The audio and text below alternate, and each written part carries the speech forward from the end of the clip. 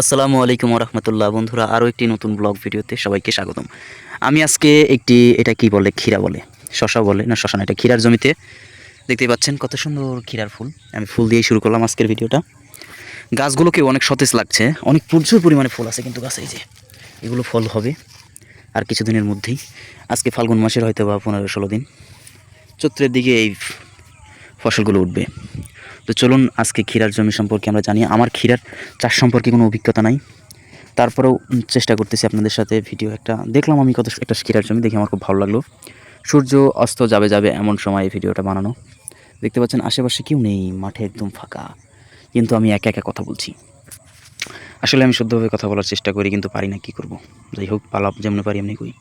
আরেকটা কথা, ক্ষীরার জমিতে কিন্তু প্রচুর পরিমাণে পানির দরকার হয়। ক্ষীরার গাছ প্রচুর পরিমাণে পানির চাহিদা, তার জন্যই দেখেন ড্রেন করছে, ড্রেনের ভিতর দিয়ে পানি দিতে পারে, গাছের গোড়ায় গোড়ায় যাইতে পারে। আবার এখানে একটু পানির ব্যবস্থা করেছে, মানে জমিতে যখন সেচ দিবে সেই পানিগুলো সব এখানে এসে সংরক্ষিত হবে, জমবে। এরপরে যখন গাছের গোড়ায় আবার পানির দরকার হবে, এখান থেকে উঠায় উঠায় গোটা জমিতে গাছের গোড়ায় গোড়ায় পানি দেবে কৃষক। একটা সুন্দর ব্যবস্থা। এই সাইডে পাইপ দেখা যাচ্ছে, এগুলো ডিপ আছে, এখানে ডিপের পানি হয়তো নেয়, অথবা শ্যালো মেশিন। ওইখানে একটা মেশিন দেখছিলাম আমি, ওই মেশিন থেকে পানি নিতে পারে। এই সাইডটায় এদিক দিয়ে পানি আসে, যেটা বুঝলাম। আর এদিকে পানি আসার কারণে এই দিক থেকে মাটিটা একটু ভেজা থাকে, ড্রেন দিয়ে পানি আসে, আর এই জন্য এই সাইডের গাছগুলো একটু সতেজ। এরপরে দেখেন যে যেখানে পানি, এইখানকার গাছগুলো, পুকুরের আশপাশের গাছগুলো সতেজ। ওই সাইড দিয়ে পানি কম পায়, এই জন্য ওই দিকের গাছগুলো দেখা যাচ্ছে একদম ছোটো ছোটো। তার মানে আমরা বুঝলাম কি, ক্ষীরা চাষ করলে প্রচুর পরিমাণে লাভবান হওয়া যায়। এখন কিন্তু ক্ষীরা অনেক দাম, বাজার মূল্য অনেক।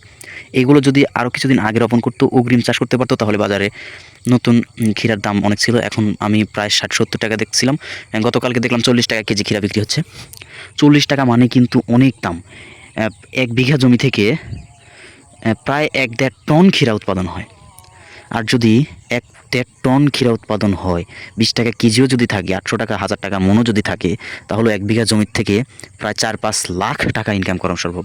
কিন্তু একটু পরিশ্রম করতে হয়, ক্ষীরা জমিতে নিয়মিত পানি দিতে হয়, দেখাশোনা করতে হয়, ক্ষীরা তুলতে হয়, বাজারে বিক্রি করতে হয়। আর এগুলো অনেক ভারী হয়, পানি জাতীয় ফল। ফল বলবো না সবজি বলবো, এটাকে আমি বুঝতেছি না। যদিও এদিক দিয়ে দেখা যাচ্ছে এগুলো কিন্তু ক্ষীরার গাছ না, বাঙ্গিও লাগাইছে এদিক দিয়ে। এই তো ক্ষীরার সাথে সাথে বাঙ্গি চাষ, মিশ্রণ সাথে ফসল, মানে ক্ষীরাও উঠবে, বাঙ্গিও হবে। ক্ষীরা গাছ বেশি দিন টিকে না, যদিও ক্ষীরা উৎপাদন করার পরে এরপরে এগুলো শেষ হয়ে যাবে। এদিক দিয়ে, এই যে এদিক দিয়ে মাটিগুলো শুকনা দেখতে পাচ্ছেন, আর শুকনা মাটিতে ক্ষীরা ভালো হয় না, এই জন্য গাছগুলো সতেজ হয়নি। আর এই যে দেখতে পাচ্ছেন ক্ষীরা ওঠানোর পরে, এটা কী গাছ, ক্ষীরা ওঠানোর পরে যে লঙ্কার গাছ দেখা যাচ্ছে, মরিচের গাছ, মরিচ তুলবে, ক্ষীরা তুলবে। খুব সুন্দর একটি ভিডিও, মানে ভিডিও বলতেছি, খুব সুন্দর একটি পরিবেশ। আমার কাছে খুব ভালো লাগছে। আপনাদের কাছে ভালো লাগলে অবশ্যই লাইক, কমেন্ট, শেয়ার, সাবস্ক্রাইব করে পাশেই থাকবেন এই চ্যানেলের। আর আমি এখন থেকে চেষ্টা করব আমার এই চ্যানেলে শুধুমাত্র কৃষি সম্পর্কে ভিডিও আপলোড করার জন্য। ভালো থাকবেন, সুস্থ থাকবেন, শুভকামনা রইল। কৃষির সাথে থাকবেন। আল্লাহ হাফেজ।